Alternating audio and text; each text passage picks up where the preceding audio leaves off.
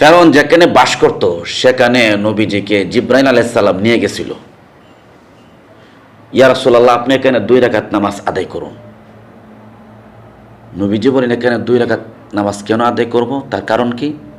কয়েকটা কাহিনী আছে, আপনি আদায় করুন। নবীজি 2 রাকাত নামাজ আদায় করলেন। আদায় করার পরে বলতেছে, ভাই জিব্রাইল, এখান থেকে একটা সুগান আসতেছে।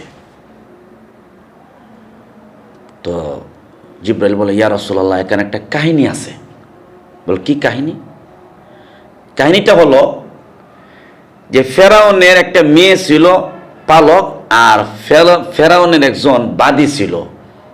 ওই বাদী ছিল মুসলমান।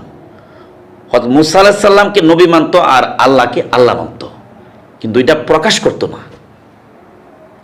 তো ঘটনাক্রমে ফেরাউনের মেয়ের মাতার শিরুনি দিয়ে আশ্রয় দিচ্ছে।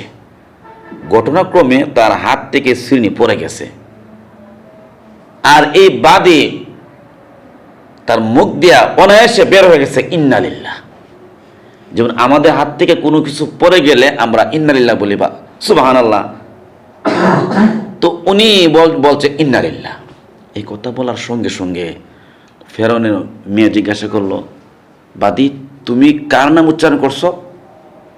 আমি উচ্চারণ করছি। সে ইমানের বলে, ইমানের জোরে সে আর এটা লুকায় রাখতে পারে না। তখন বলছে যে আমি, যিনি আমাকে সৃষ্টি করছে, যিনি আমার সৃষ্টিকর্তা, যিনি তোমাকে সৃষ্টি করছে, যিনি তোমার আব্বাকে সৃষ্টি করছে, যিনি তামাম কায়নাত সৃষ্টি করছে, যিনি মুসা আলাইহিস সালামকে সৃষ্টি করছে, সব কিছু সৃষ্টি করছে, তিনি হলেন আমার আল্লাহ। তুমি কি মানে হুশ রেখে কথা বলছো নাকি বেহুশে কথা বলছো? আমি যা বলছি সব আমি হুশি কথা বলছি। ফেরাউনের মেয়ে এই কথা শোনার পর দৌড়াই গেছে, আব্বা, আপনি কাকে বাদী বানাচ্ছেন? আপনার খবর আছে? বল, কি হয়েছে ঘটনা? আপনার বাদী তো আপনাকে খুদা মানে না। হ্যাঁ, সে খুদা মানে এক আল্লাহকে। তারা ডাকায় আনছে। কি ব্যাপার, কি শুনলাম? তো বলতেছে, বাদী বলতেছে, এ ফেরাউন, আপনি যা শুনছেন তা সত্যি শুনছেন, এতে কোনো সন্দেহ নাই। তুমি ঠিক করে কথা বলো, তোমার মাথা ঠিক আছে? বলে, হ্যাঁ, আমার মাথা ঠিক আছে, আমার শেষ ঠিক আছে, আমার সব কিছু ঠিক আছে। তখন বলতেছে, দেখো, এখনো সময় আছে, আমাকে খুদা মানো, আর মুসাকে নবী মানবা না, আর আল্লাহকে আল্লাহ মানবা না।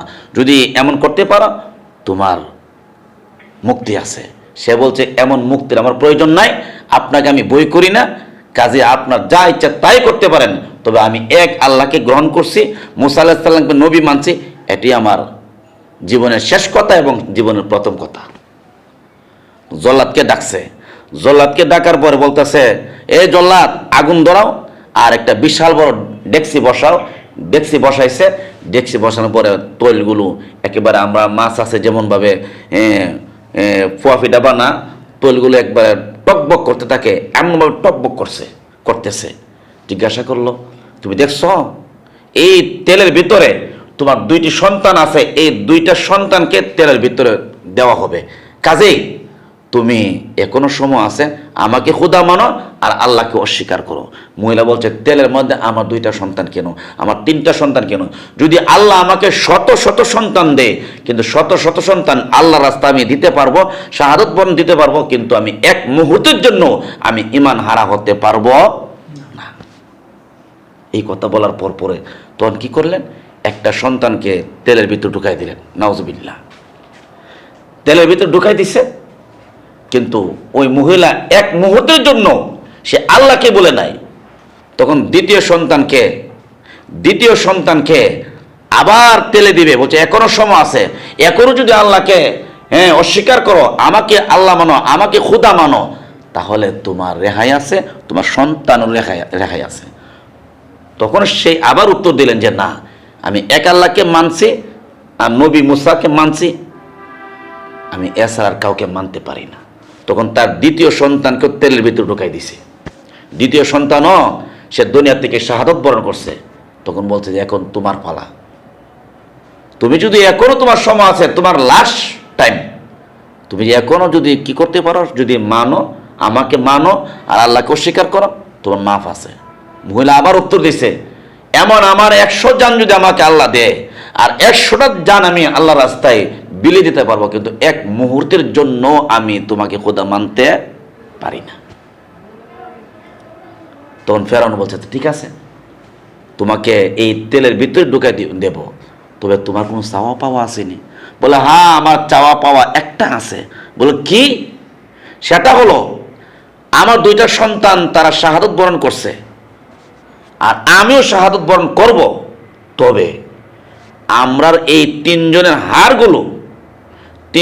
হাড়গুলো মাটিতে দাফন করে দিবেন।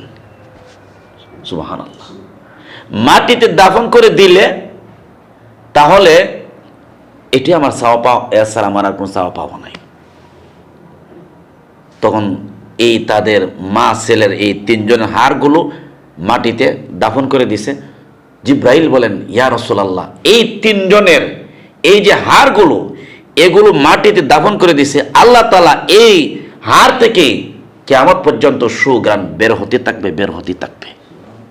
নবীজি স্বচক্ষে এই কাহিনীগুলো দেখে আসছে।